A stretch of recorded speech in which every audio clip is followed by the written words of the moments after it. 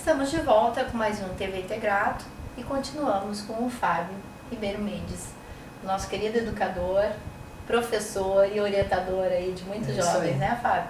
O Fábio é autor de alguns livros. Queria que tu falasse um pouquinho a respeito disso, Fábio. Eu vou falar assim um pouco então sobre a minha formação, né? Isso. Para quem está nos assistindo poder entender um pouco como é que eu trabalho e por que, afinal das contas, eu que vim falar sobre esse assunto, né? Então, eu tive a formação interessante, né? Eu fiz meu primeiro vestibular foi para odontologia. Isso é interessante, porque para quem tá, qual é minha, né? O que eu vou fazer profissionalmente, o que eu gosto, o que eu não gosto. Quando eu fui fazer meu terceiro ano do ensino médio, eu comecei com a certeza de que eu iria fazer odontologia. E logo no primeiro semestre eu notei que não era isso o que eu gostaria e comecei a me interessar por filosofia. Então imagina a cara do meu pai quando eu tive que dizer, eu não quero mais fazer odontologia, eu tinha passado lá na Universidade Federal, é um curso que é bastante conceituado, e eu resolvi mudar para filosofia. Então ele assim, né, filho, o que eu vou fazer, né? Então, vamos lá, eu também não sabia direito o que eu queria, mas eu sabia que eu tinha que fazer essa faculdade, tinha alguma coisa dentro de mim que levava eu a fazer essa faculdade. E daí eu fiz a faculdade de filosofia, que é uma faculdade bastante pesada, e lá eu me dei conta que eu não sabia estudar. Porque estudando aqueles textos duros de filosofia, realmente, sem nenhum tipo de metodologia, é muito difícil.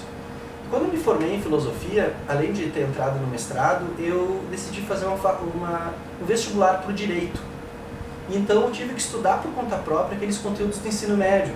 Fazia 6 anos que eu não estudava mais da metade das disciplinas. E eu tive que estudar por conta própria, fazendo mestrado, trabalhando, faltava ali uns 4 meses. E a minha surpresa foi que eu estava conseguindo estudar. Mas por que eu estava agora conseguindo estudar, né? Porque eu tinha aprendido a estudar ao longo da faculdade de filosofia. E daí eu passei num dos primeiros lugares do vestibular, né? Um dos primeiros lugares, indo muito além do que eu sonhava, né, poder conseguir. E não era eu tanto que tinha mudado, era na verdade que eu tinha aprendido a estudar. Então foi a partir daí que eu comecei a fazer um trabalho, escrevi um primeiro livro tentando ajudar os vestibulandos. E o trabalho foi sendo chamado por escolas, com palestras, com cursos. Escrevi um segundo livro sobre como formar o hábito de estudo. Depois livros também para pais, para professores, e livros também sobre iniciação científica. E eu acabei fazendo meu doutorado sobre o conceito de autonomia, como é que a gente desenvolve a autonomia através da educação, como é que a gente cria condições para o desenvolvimento da autonomia. É claro que eu estava já com foco na autonomia no aprendizado. O método de estudo é uma condição para a gente ter autonomia no aprendizado. E esse trabalho foi crescendo, eu ganhei um prêmio de educação do Sindicato dos Professores do Rio Grande do Sul.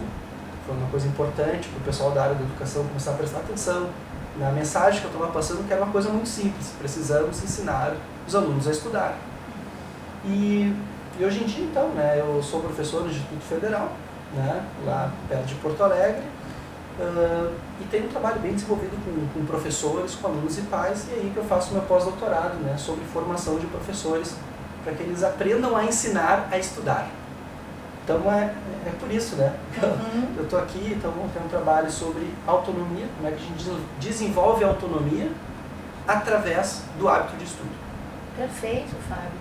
E isso é importante porque, na realidade, tu estás mostrando uma metodologia simples, óbvia, cujo resultado tu já está vendo que é maravilhoso. Né? Na verdade, assim, qual a diferença de um jovem que pensa, eu só posso aprender com o professor, e um jovem que pensa, eu sou capaz de aprender por conta própria? Mesmo que seja muito pouco. É uma mudança do 0 para o 1, né? Eu tenho 0 capacidade, eu tenho 1. É a diferença do nada e do alguma coisa, né? Então, é uma diferença total. A gente vê que realmente, a gente vê no olho deles, né? A diferença deles notarem que são capazes. Perfeito. Nos acompanhem, teremos mais dicas no nosso próximo TV Integrado. Muito obrigada, Fábio. Obrigado.